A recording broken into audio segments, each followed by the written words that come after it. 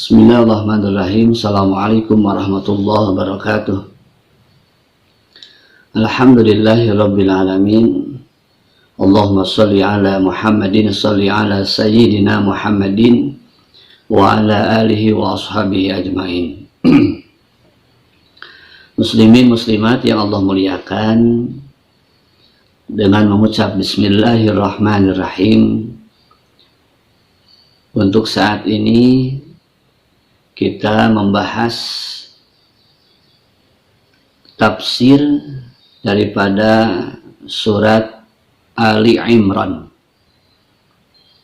Insyaallah yang akan kita pakai tafsirnya adalah kitab tafsir Ibnu Katsir.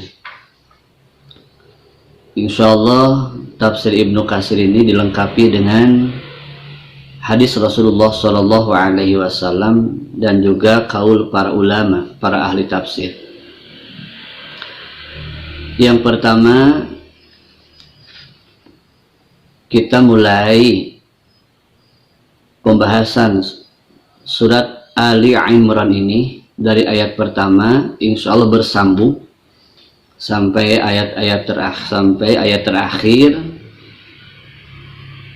Kalau Allah mengizinkan dan kita masih diberikan umur, insya Allah surat Ali Imran telah beres, kita sambung ke surat An-Nisa dan yang lainnya. Alhamdulillah kalau surat Al-Baqarah itu kita sudah membahasnya, bagaimana tafsir daripada surat Al-Baqarah. Muslimin muslimat yang Allah muliakan, surat Ali Imran. Surat Ali Imran ini diturunkan di Madinah, termasuk ayat-ayat Madaniyah. Jumlah ayatnya semuanya ada 200 ayat. Kalimah yang pertama, ayat yang pertama surat Ali Imran itu dimulai dengan kalimah atau kalam, yaitu alif lam mim. Sama dengan pembahasan yang telah lalu, yaitu surat Al-Baqarah, sama dimulai dengan kalimah alif lam mim. Hanya mengingatkan saja, alif lam mim, alif lam dan mim. Kalau menurut ilmu tajwid itu dibacanya alif lam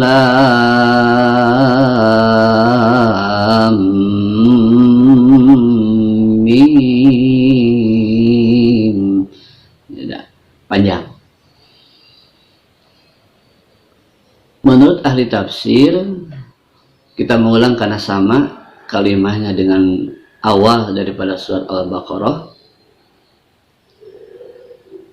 Ada yang mentafsirkan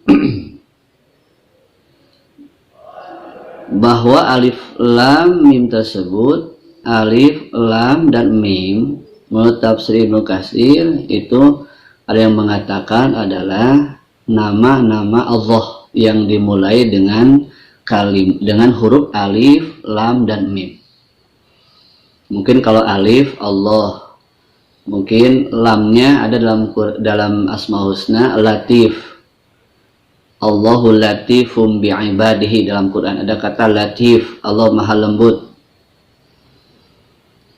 Huruf mimnya banyak, majid, ya, majid, malikal mulki, ya, dari Asmaul Husna yang jumlahnya 99, Rahman, Rahim, Malik, Kudus, Salam, Mukmin, Muhaimin, Aziz, Jabbar, Mutakabir, Al-Khaliq, Bari, Musawwir, Ghafar, Qahhar, Wahhab, Razzaq, Fatah, Alim, Qabid, Basit, Khafid, Rafi, Mu'idul, Mudilus, Samil, Basir, Hakam, Adul dan sebagainya yang dimulai dengan huruf mim, itu adalah nama-nama Allah. Salah satunya itu ahli tafsir mengatakan bahwa alif lam mim tersebut, huruf tersebut adalah nama-nama daripada Allah Subhanahu wa Ta'ala. Yang kedua, ada yang mengatakan awal-awal daripada ayat tersebut yang sifatnya mutasyabihat, ayat mutasyabihat. Yang kedua ada yang mentafsirkan bahwa kalimah alif lam mim ini salah satunya ada yang mengatakan nama daripada Rasulullah Shallallahu Alaihi Wasallam. Ada yang mengatakan. Ada juga alif lam mim ini kita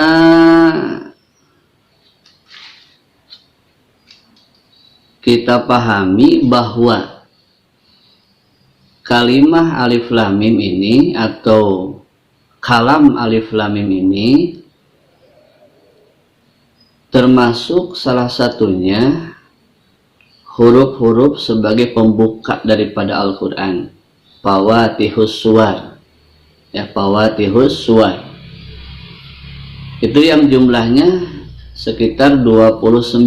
Ada 29 surat di dalam Al-Quran yang dimulai dengan ayatnya itu dimulai dengan huruf-huruf seperti alif lam mim, terus hamim, terus kaf ha ya ain shad, terus yasin, terus juga alif lam ro, terus juga alif lam mim ro. Nah, itu ada dari 114 surat itu ada sekitar 29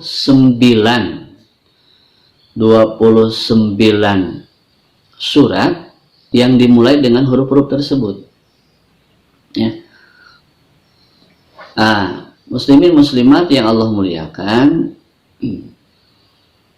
ada yang memahami kenapa ada 29 surat yang dimulai dengan huruf-huruf tersebut. Ini 29 tersebut bisa dijadikan sebagai petunjuk bahwa Al-Quran ini dimulai tidak akan lepas daripada 29 huruf daripada huruf-huruf hijaiyah yang telah disusun, ya, yang telah disusun huruf-huruf tersebut baik berupa kalimah atau berupa kalam. Nah, kita ambil contohnya seperti Muhammadun, mim ha mim dal. Seperti kita ambil lagi kalimah dalam Quran itu muslimun, itu sudah disusun, ya, mim sin lam mim waw nun. Jadi itu berupa kalimah. Jadi dalam bahasa Arab, muslim-muslimat yang Allah muliakan, kalau dalam bahasa Arab namanya kalam, berarti dalam bahasa Indonesia namanya kalimah. Kalau dalam bahasa Arab namanya kalimah, dalam bahasa Indonesia artinya kata. Jadi kita ambil aja, alhamdulillahi rabbil alamin. Alhamdu itu disebutnya kalimat kalau menurut bahasa Arab. Lillahi disebutnya kalimat, ya, Robbi disebutnya kalimat, al-alamin disebut kalimat.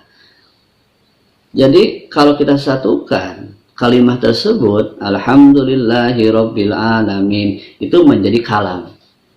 Itu menjadi kalam.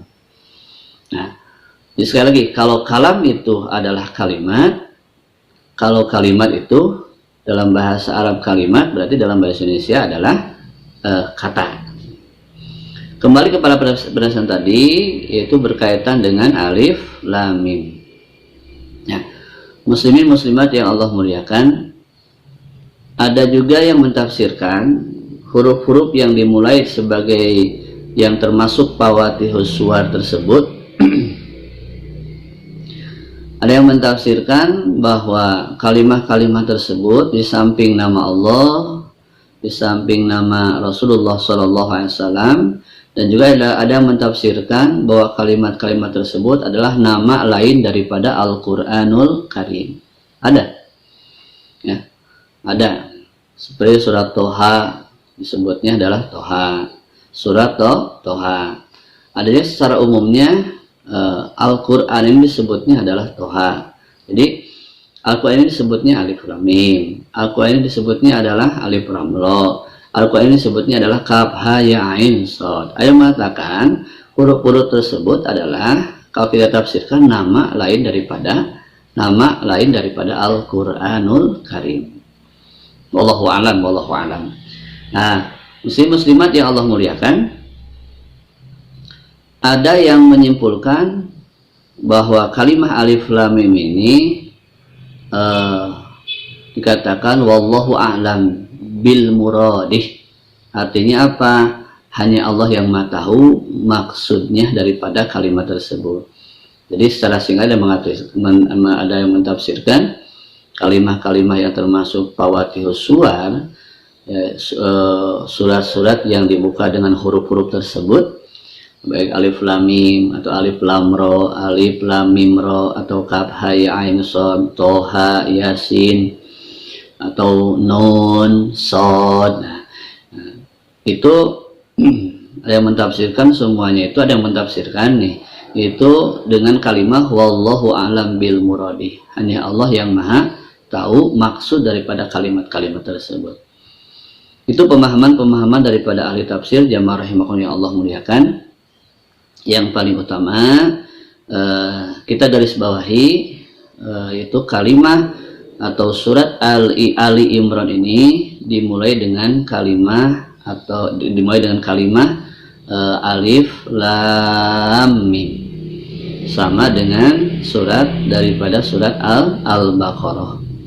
Mudah-mudahan muslimin muslimat yang Allah muliakan, itu penafsiran mengenai Alif Lam Mim ini, insya Allah itu tidak jauh penafsiran tersebut sama dengan kalimah-kalimah yang lainnya, seperti yang sifatnya ayat mutasabihat, seperti Alif Lam Ra, Alif Lam Mim, Kaf Ha Ya Ain Shad, terus juga Nun, terus Shad dan sebagainya.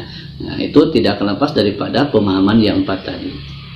Bisa dinamakan, jadi bisa diartikan dengan nama Allah, bisa ditafsirkan dengan nama-nama Allah yang dimulai dengan huruf-huruf tersebut. Yang kedua, ada yang mentafsirkan bahwa kalimat-kalimat tersebut yang sifatnya mutasyabihat, fawatihus suwar tersebut, ada yang mentafsirkan nama daripada Rasulullah Shallallahu Alaihi Wasallam, seperti salatullah salamullah ala toha rasulillah. Ya, Rasulullah dinamakan dengan Yasin, Rasulullah dinamakan dengan Toha. Yang ketiga, ada yang mentafsirkan bahwa kalimah fawatihus suwar tersebut adalah nama daripada Al-Quranul Karim dan nama daripada surat tersebut.